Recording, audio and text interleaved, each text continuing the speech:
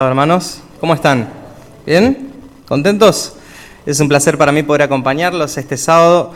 Quiero pedirle antes que nada un favor a la gente del audio. Ustedes van a poder bajar un poquitito el micrófono seguramente. Yo soy muy gritón y es más fácil para ustedes bajar el volumen que para mí bajar la voz, así que les agradezco.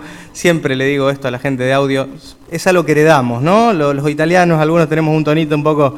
Se nos va un poquitito la voz, así que es complicado para nosotros regular. Muchas gracias. Eso es un placer. Cuando recibí la llamada de... Bueno, yo lo conozco como el papá de Lady, ¿no? Perdón, pero sí, es así. Básicamente, mi compañero de toda la escuela, el esposo de Eve, más que nada de esa manera lo conozco. Estaba más que dispuesto de poder acompañarlos este sábado y siempre es bueno poder volver a una iglesia que, a pesar de que nunca asistí acá, es una iglesia que es muy importante para mí. Acá me bauticé a los 10 años.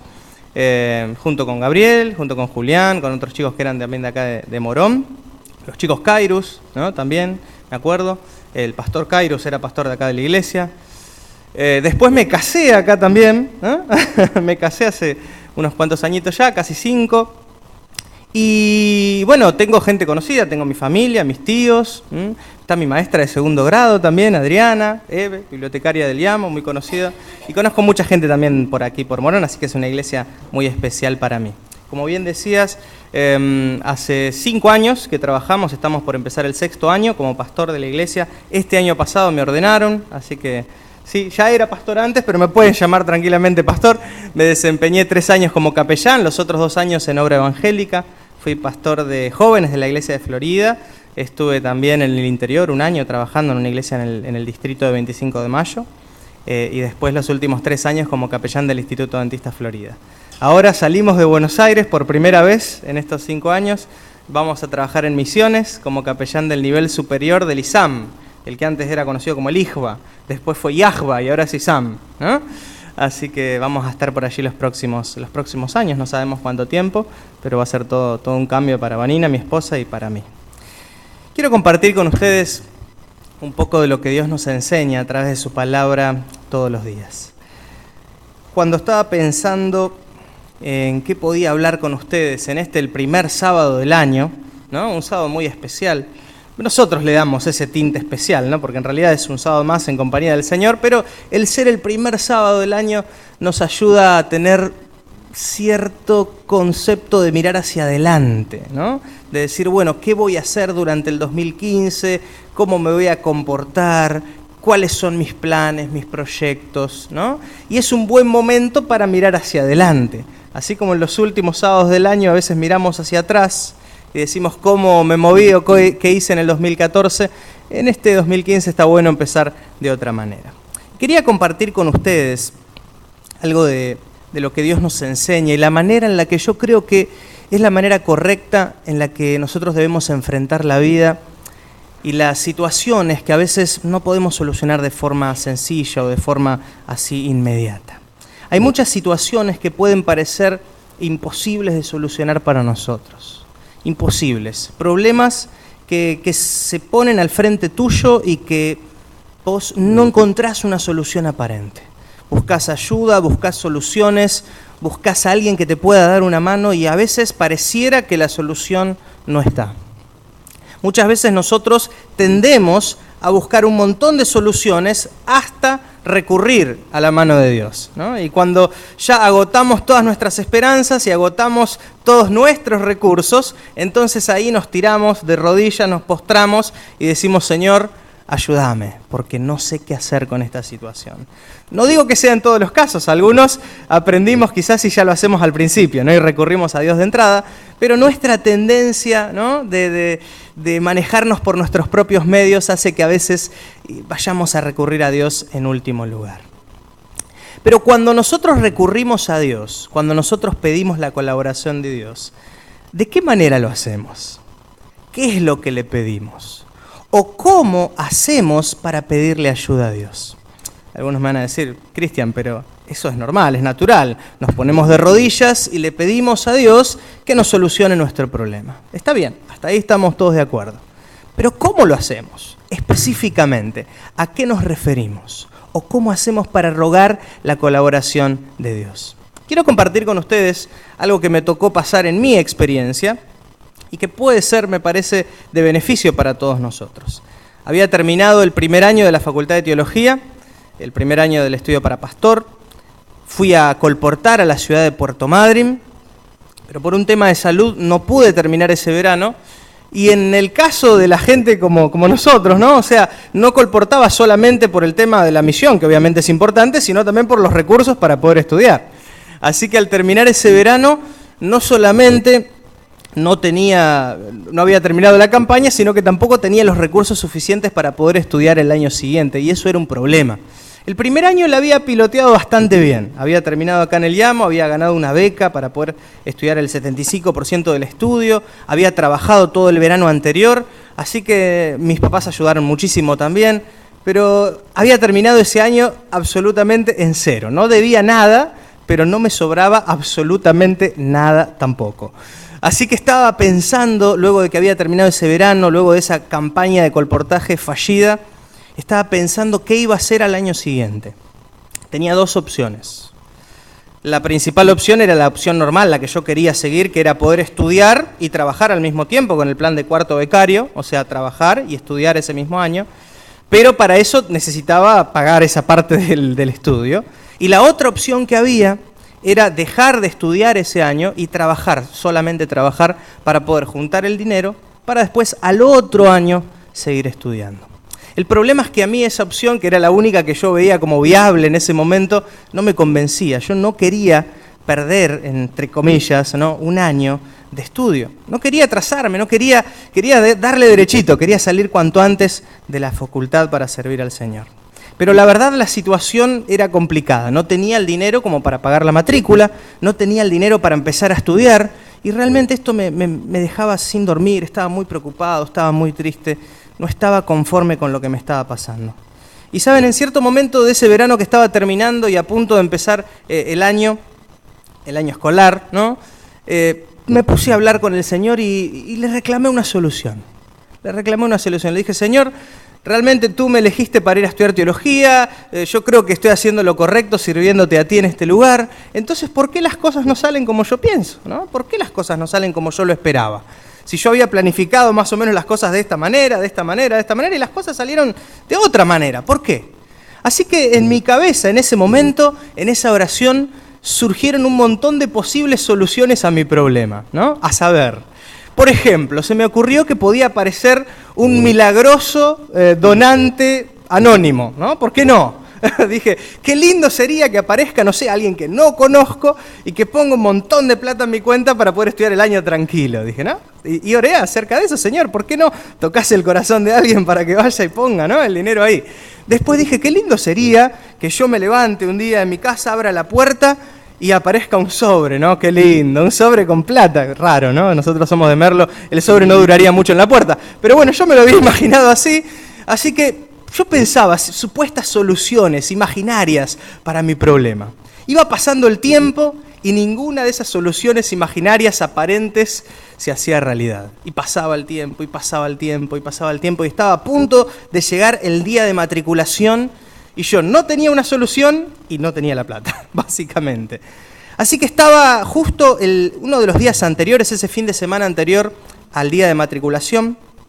Estaba con la que hoy es mi esposa, en ese momento era mi novia Vanina, en la placita ahí en la villa, y yo estaba prácticamente convencido de que ese día me iba a matricular como alumno becario, que iba solamente a trabajar. Y Vanina me dice, y me tocó un poquitito, ¿no? Me pinchó un poquitito el orgullo y me dice, Cristian, tanto que vos hablás acerca de la fe, porque me había escuchado predicar un par de veces, tanto que hablás acerca de la fe y que predicás, y dice, ¿por qué no actuás por fe? Me dice, ¿por qué no te movés por fe y vas a matricularte como cuarto becario? Y le digo, Vani, por un sencillo motivo, porque no tengo la plata ni para pagar la matrícula. O sea, no tenía ni para empezar el trámite, digamos, ¿no? Y ustedes saben que si no está la plata, por más milagro que hagamos, no pasa nada, o sea, no había forma. Pero ella me insistió y me dijo, Cristian, pero la fe es así, la fe es actuar sin pruebas. Si tuviera la plata no sería fe, me dice, sería fácil, ¿no? Así que me convenció tanto y me metió tanta, me incentivó de esa manera que dije, bueno, está bien, tiene razón, lo voy a hacer. Comencé el día de matriculación, pasé por todos los pasos, empezando la matriculación como si fuera un alumno de cuarto becario, no un alumno becario. Y pasé por todos los pasos de la matriculación, la cual la llevé sin problemas hasta que llegó el paso de finanzas estudiantiles, ¿no? Ese paso tan temido por muchos de los alumnos. Tenía que ir y básicamente tenía que ir y pagar la matrícula. Tenía que ir, sí o sí. Sin ese paso no empezaba a estudiar. Y había orado, había clamado al Señor por las soluciones, esas que a mí se me habían ocurrido, ¿no? Todas esas soluciones que mentalmente yo creía que eran las soluciones que podían llegar a allanar este problema, a solucionar este problema. Y nada de eso había ocurrido. Pero en el camino al edificio de administración me cruzo con el que había sido mi jefe el año pasado en el departamento de limpieza, Rubén. Y Rubén me dice, me saluda, ¿no? Tanto tiempo que no nos veíamos del año pasado, y me dice, Cristian, ¿qué vas a hacer este año? Qué pregunta, ¿no? Porque yo no sabía qué decirle. Le dije, mirá, empecé mi matrícula como cuarto becario, pero me parece, yo sin fe, totalmente sin fe, le digo, me parece que voy a terminar como becario de verano, le dije, porque como viene en la mano, voy a terminar trabajando todo el año. Y él me dice, porque vos sabés que este año uno de mis supervisores en el departamento de limpieza se va de la UAP y a mí me gustaría que vos puedas ocupar ese lugar. Me dice, ¿y cómo sería el tema? Explícame un poquito. Y me dice, seguirías trabajando como cuarto becario, pero además yo te pagaría una platita en efectivo, un poquitito, ¿no? Como para sumar un poquitito la tarea que vas a realizar. Bueno, entre eso yo ya lo noté como un indicio de un buen camino, ¿no? Que se iba acercando, pero no era suficiente, yo necesitaba la plata en ese momento. Y yo no sé cómo, bueno, realmente sé que el Señor puso la pregunta en mi cabeza, porque, a ver cómo lo puedo describir. Si lo pudiéramos describir a Rubén, mi jefe, a ver, para que quede de forma delicada. Si lo dabas vuelta, ¿no? Así, no se caía nada. No sé si se entiende, hermano. ¿Se entiende? No era una persona de dar mucho dinero, ¿no? De brindar así el dinero. Así que no sé por qué se me ocurrió, sabía que me iba a decir que no, pero le dije, Rubén, necesito que me des un adelanto de los próximos 4 meses. Una locura. ¿Qué hace este pibito pidiéndome plata de esta manera? 19 años tenía yo. ¿Qué hace pidiendo plata de esta manera? Y me acuerdo que él me miró, ¿no? Como sorprendido, como diciendo, ¿qué me estás pidiendo? ¿Vos sos consciente de lo que me estás pidiendo? Me miró y sin mediar palabras, saca la billetera, abre la billetera y empezó a sacar, ¿no? Los billetes. Me dijo, toma, me dice, así, toma. Y se fue. Arreglamos para ser supervisor ese año, tuve ese adelanto, con ese adelanto pagué la matrícula y después durante el año empezaron a pasar un montón de cosas rarísimas. Por ejemplo, ese año hubo recortes en todos los departamentos de la UAP, todos tenían que hacer solamente la cantidad de horas que estaba estipulada. El único departamento que podía hacer horas extra era el departamento de Servilim, el departamento de limpieza. Y yo podía hacer las 20 horas semanales que me correspondían como cuarto becario, o podía hacer 40, o podía hacer 60, ¿no? Y seguía haciendo horas extra. Ese mismo año Rubén también me llamó para hacer trabajos afuera de la universidad, ¿no? Limpiábamos alfombras, hacíamos de todo, ¿eh? Ese año trabajamos muchísimo. Pero al final del año, al finalizar ese segundo año en la Facultad de Teología, terminé nuevamente en cero. No me sobró nada, pero tampoco me faltó nunca un peso. Nunca. ¿Saben? Hubo mucha gente que colaboró para que yo pueda terminar ese año. No solamente mis padres, mi abuela. Bueno, fue fundamental para que yo pueda terminar ese año. Pero, ¿saben? Yo había pensado las soluciones de una manera y Dios me llamó, me agarró de las orejas y me dijo, Cristian, yo voy a solucionar tu problema, pero de otra manera. Yo te voy a dar una solución a tu conflicto, a tu problema, pero no es de la manera que vos estás esperando. Mientras que yo esperaba quizás un sobre, un donante anónimo, el Señor me dijo, no, vos vas a tener que trabajar y trabajar mucho, pero igualmente el resultado va a ser el mismo. A mí me gustaría que me puedan acompañar en el Evangelio según San Juan. Muchas veces nosotros tratamos de direccionar las soluciones de Dios y tratamos de direccionar el milagro de Dios a lo que nosotros creemos que es lo mejor para nosotros, a lo que nosotros creemos que es la solución para nuestro problema. Pero no siempre la solución que nosotros pensamos, lo que nosotros creemos, es lo mejor para nosotros. Evangelio según San Juan, capítulo 5, dice la palabra de Dios en el versículo 1, después de estas cosas había una fiesta de los judíos y subió Jesús a Jerusalén. Y hay en Jerusalén, cerca de la Puerta de las Ovejas, un estanque llamado en hebreo Betesda, el cual tiene 5 pórticos. En estos yacía una multitud de enfermos, ciegos, cojos y paralíticos, que esperaban el movimiento del agua. Yo no sé si te haces una imagen mental de lo que debe haber sido este estanque de Betesda. Yo en casa trataba de imaginarme, ¿no? Un lugar amplio, dice que tenía 5 pórticos, un lugar que era muy grande, que tenía agua en el medio, un estanque en el medio, pero que estaba plagado, lleno de cientos, y no sabemos si hasta miles de enfermos. Personas incapacitadas, ciegos, paralíticos, cojos, mancos, personas que no podían trabajar, que no podían valerse por sus propios medios. Y saben, hermanos, en la época de Jesús, el ser discapacitado era sinónimo de depender de la buena voluntad de los demás. No había pensiones por discapacidad, no había trabajos de oficina, no había trabajos sedentarios, ¿no? O sea, claramente, solamente si vos perdías tu motricidad, si vos perdías tu capacidad de movilizarte, estabas condenado a vivir de migajas, de lo que te pudieran dar, de tu familia, de tus amigos, de que alguien con buena voluntad quisiera ayudarte. Era muy triste, hoy en día también, pero era muy triste en la época de Jesús el vivir de esa manera. Estaban condenados a una vida de tristeza, de desesperanza. Y la imagen con la que se encuentra Jesús en el estanque de Betesda debe haber sido desalentadora. Debe haber sido muy triste para Jesús encontrarse con esa imagen. ¿Vos te imaginás al mismo Hijo de Dios que forma al hombre perfecto, que lo llena de vida en la creación, encontrarse ahora con cientos, con miles de enfermos? Me imagino que el corazón de Cristo debe haber sentido un dolor tremendo al ver lo que el pecado produce en el ser humano: enfermedad, dolor, sufrimiento, vidas truncadas, vidas sin esperanza. Todas esas cosas deben haber pasado por la mente de Jesús en ese momento. Y dice que todas las personas que estaban ahí, todos los enfermos, todos los paralíticos, todos los incapacitados, todas esas personas tenían un solo objetivo en su mente. Dice que esperaban el movimiento de las aguas.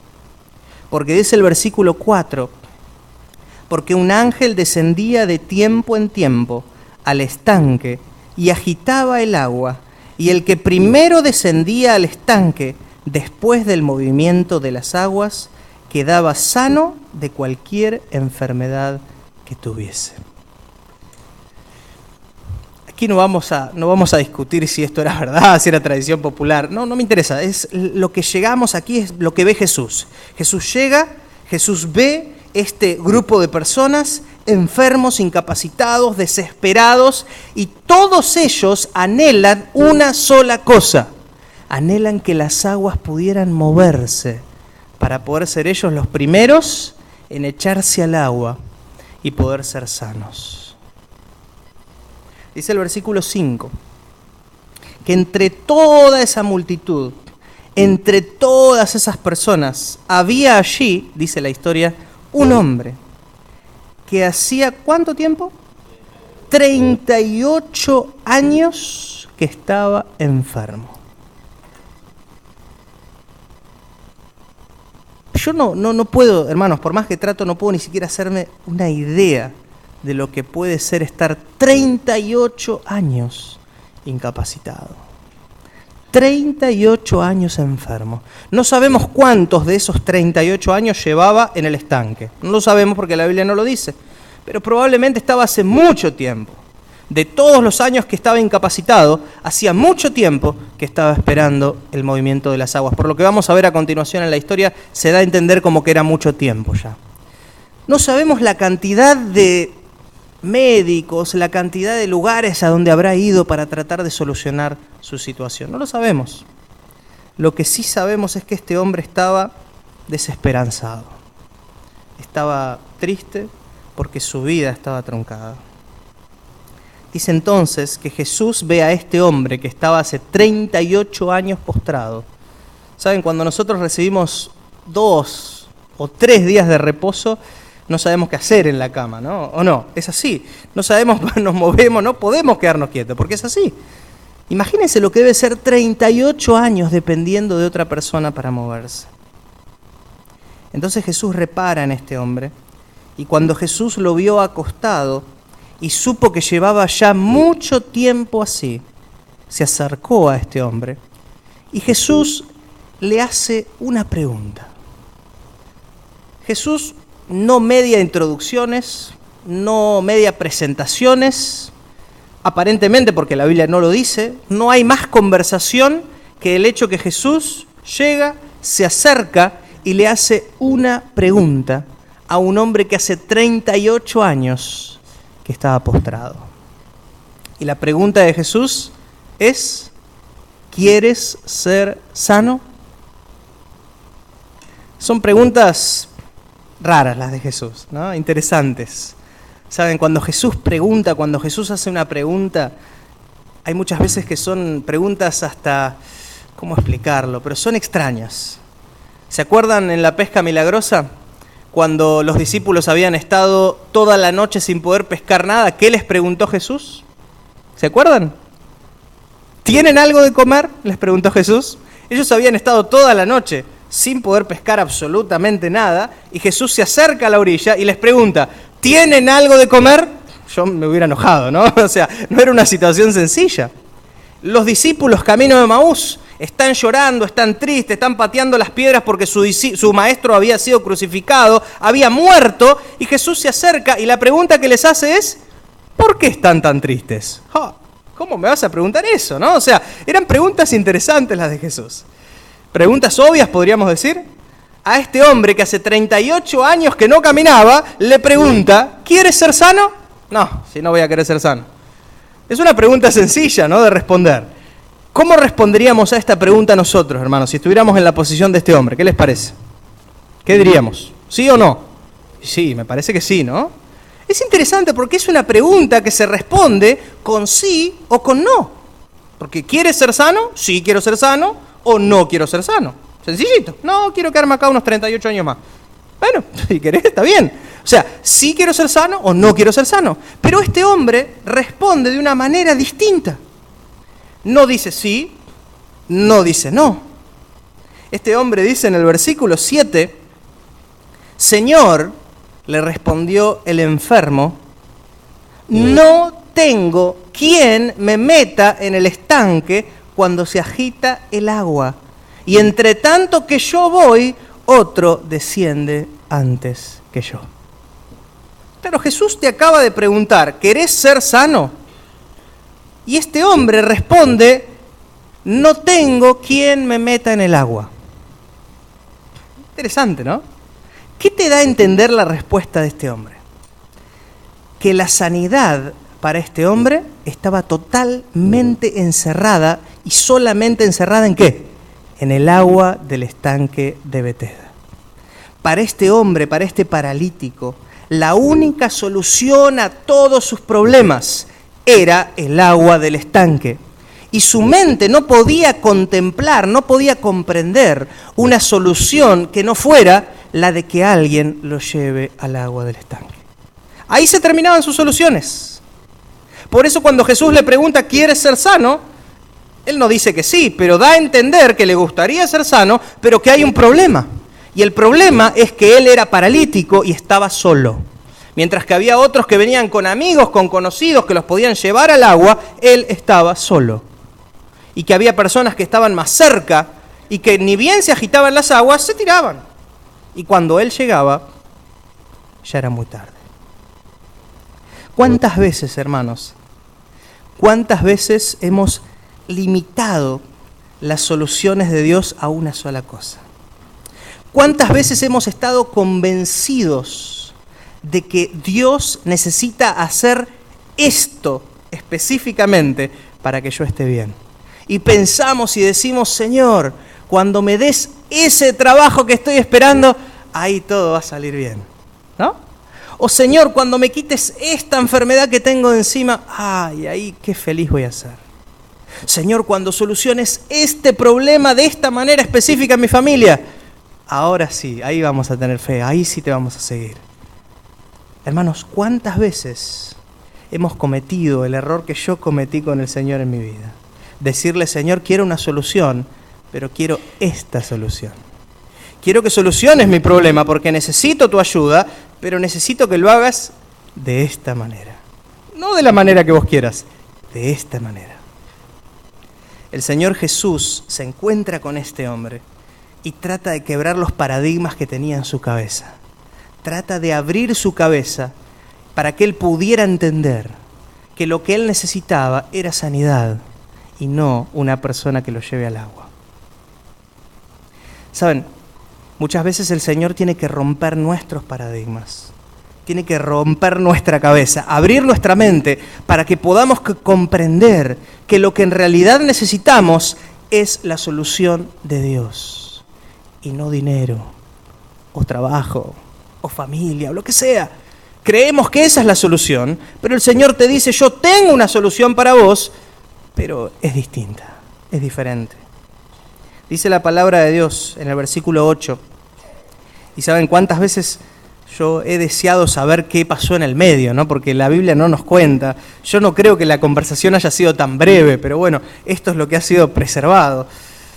Y dice la palabra de Dios que Jesús inmediatamente este hombre le dijo que no podía ir al agua porque siempre le ganaban de mano, porque siempre llegaba último.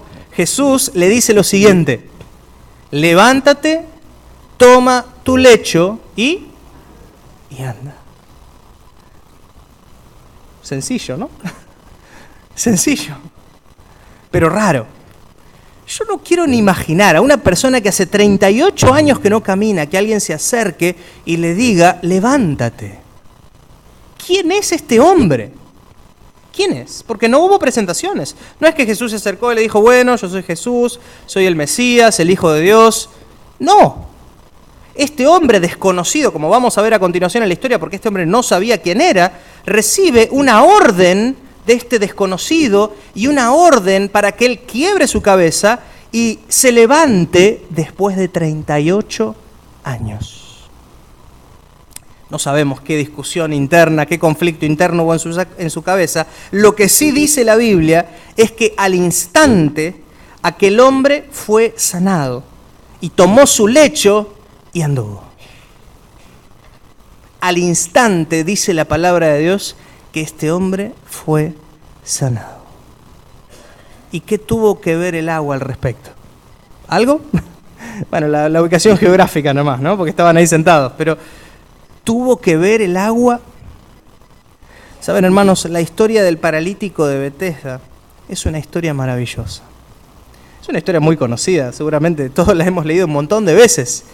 Pero a mí me maravilla, me llena de fe el comprender, el entender de que Dios está dispuesto a solucionar mis problemas si yo tengo la suficiente amplitud de mente y la humildad suficiente como para decirle, Señor, yo no quiero proponerte más soluciones, quiero recibir tus soluciones.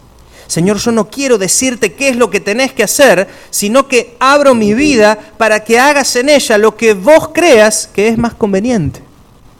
La historia no termina ahí. Este hombre se levanta, anduvo, pero dice la palabra de Dios que era día de reposo.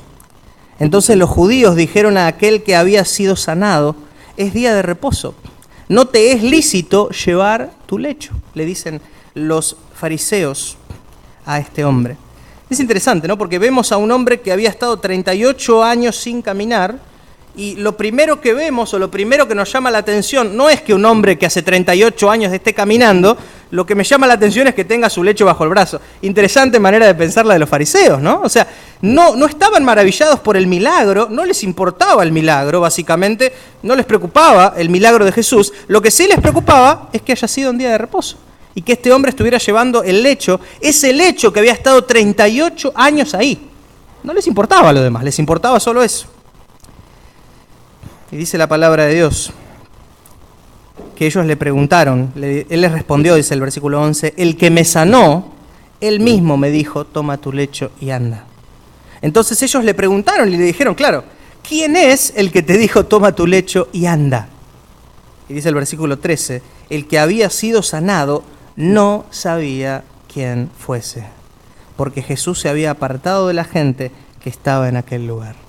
Claro, este hombre, yo me imagino, ¿no?, que cuando se vio de pie, cuando se vio puesto en pie después de 38 años, ni siquiera le dijo gracias a Jesús. Yo no creo que le haya ni agradecido. Salió corriendo, saltando, porque podía, simplemente porque podía caminar, porque podía saltar, porque se podía mover después de 38 años.